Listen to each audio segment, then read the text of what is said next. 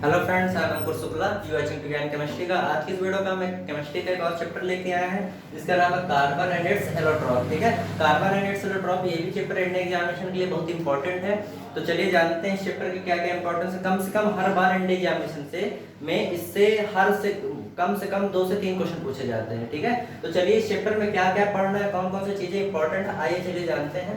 तो चैप्टर का नाम है कार्बन एंड इट्स एलोट्रॉप। आज कार्बन के बारे में तो सब जानते हैं, एलोट्रॉप क्या होता है। एलोट्रॉप हमारा, अगर हम एलोट्रॉप को समझें तो एलोट्रॉप का मीन्स होता है कोई भी एलिमेंट डिफरेंट फॉर्म में जब पाया जाए और जिसकी फिजिकल प्रॉपर्टी तो अलग हो, मतलब डिफरेंट हो, लेकिन केमिकल प्रॉपर्टी क्या हो, सेम हो। कोई भी एलिमेंट जब डिफरेंट फॉर्म में पाया जाता है, बहुत सारे डिफरेंट फॉर्म में, और जिनकी फिजिकल प्रॉपर्टीज तो डिफरेंट होती हैं जबकि केमिकल प्रॉपर्टीज क्या होती हैं, सेम होती हैं, तो उन्हीं को हम क्या बोलते हैं, एलोट्रॉपिक फॉर्म। उसका एलोट्रॉपिक फॉर्म या तो फिर एलोट्रॉप्स बोलते हैं। ठीक है, तो एलोट्रॉप ये था। अब एलोट्रॉप, कार्बन के भी कुछ एलोट्रॉप होते हैं, कार्बन की मतलब कार्बन एलिमेंट के भी कुछ फॉर्म किसी फॉर्म में पाए जाते हैं, तो उन्हीं को हम बोलते हैं कार्बन के एलोट्रॉप। अब कौन कौन से एलोट्रॉप है, आइए चलिए जानते हैं। तो अगर मेनली कार्बन की बात करें तो कार्बन के एलोट्रॉप 2 पार्ट में डिवाइड है। कौन कौन से 2 पार्ट में, पहला है हमारा क्रिस्टलाइन फॉर्म, क्रिस्टलाइन फॉर्म मतलब क्रिस्टलाइन एलोट्रॉप कार्बन का, और दूसरा हमारा क्या है,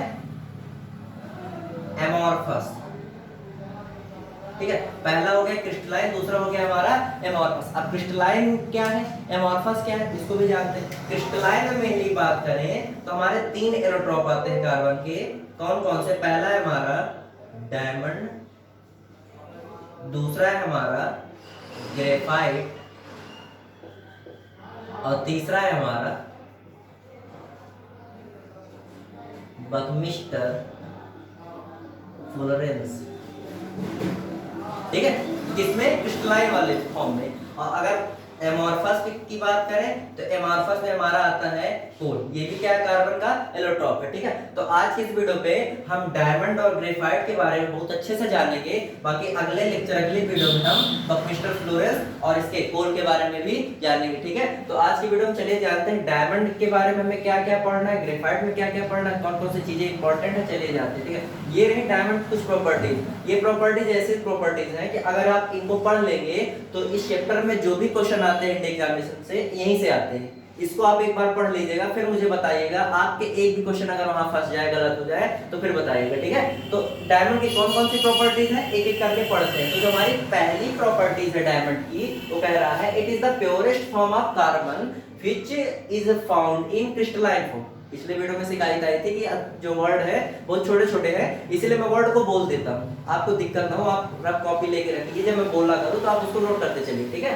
लिखा है it is the purest form of carbon which is found in crystalline form. यह कार्बन का सबसे प्योरेस्ट फॉर्म होता है जो किस फॉर्म में पाया जाता है, क्रिस्टलाइन फॉर्म में पाया जाता है। कौन, डायमंड। दूसरा हमारा पॉइंट है it is the hardest natural substance, या हार्डेस्ट नेचुरल सब्सटेंस होता है, मतलब सबसे कठोर सब्सटेंस इसे हम बोलते हैं। ठीक है, अगला पॉइंट है हमारा it is insoluble in any solvent, या किसी भी सॉल्वेंट में डिसॉल्व नहीं हो सकता, इसलिए हम इसे क्या बोलते हैं, it is insoluble in any solvent. ठीक है, ये रहा हमारा तीसरा पॉइंट। चौथा पॉइंट है हमारा इट्स स्पेसिफिक ग्रेविटी इज 3.5। इसकी जो स्पेसिफिक ग्रेविटी होती है वो कितनी होती है, 3.5 होती है। चलिए ठीक है, अगला पॉइंट है हमारा refractive index is maximum at 2.45। इसका जो रिफ्रैक्टिव इंडेक्स मैक्सिमम कब होता है, एट 2.45 पे। ठीक है, अगला पॉइंट है not conduct heat and electricity. Electricity heat नहीं कंडक्ट करता। क्यों नहीं कंडक्ट करता, क्योंकि इसमें फ्री इलेक्ट्रॉन्स नहीं पाए जाते। फ्री इलेक्ट्रॉन्स होंगे तब इलेक्ट्रिसिटी कंडक्ट करेगा, कोई भी होगा। अगला पॉइंट है इट हैज 3D स्ट्रक्चर। इसका जो स्ट्रक्चर होता है 3D होता है। ठीक है, अगला पॉइंट हमारा it is tetrahedral in shape. इसका जो शेप होता है टेट्राहेड्रल होता है, ये भी ठीक है। ये सारे पॉइंट एकदम नोट करते चलिएगा, देख लीजिएगा एग्जाम में डायरेक्ट पॉइंट उठा के क्वेश्चन बनाते हैं। ठीक है, अगला पॉइंट है हमारा हाइब्रिडाइजेशन इज sp3। जो हमारा डायमंड होता है sp3 हाइब्रिडाइज होता है, ये भी पॉइंट इंपॉर्टेंट है, पूछ सकते हैं आपसे। अगला पॉइंट है one carbon atom is attached other 3 carbon atom. जो डायमंड में कार्बन एटम होता है वो एक कार्बन एटम अगले 3 मतलब दूसरे 3 कार्बन एटम से क्या होता है, जुड़ा हुआ होता है। ये भी पॉइंट इंपॉर्टेंट है, इसको डबल स्टार बना लीजिएगा।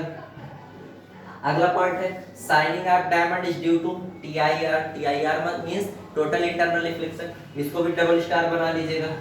ये भी आपके क्वेश्चन पेपर में आ सकता है कि शाइनिंग ऑफ डायमंड किसके कारण होती है, due to TIR, total internal reflection के कारण। अगला पॉइंट है it burns in air at 900 degree.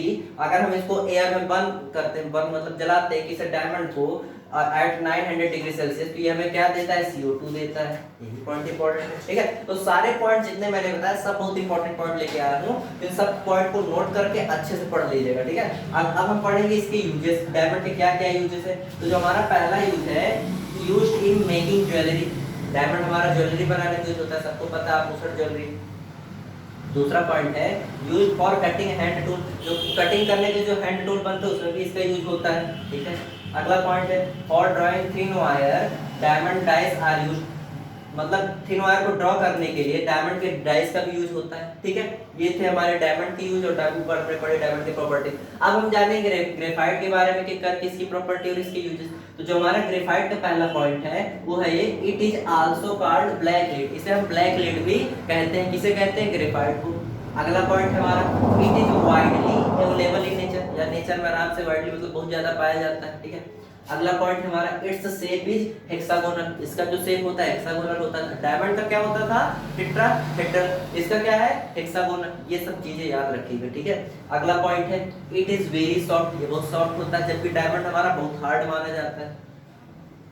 It has 2D structure, इसका स्ट्रक्चर कैसा होता है, 2D होता है। डायमंड का कैसा था, 3D था।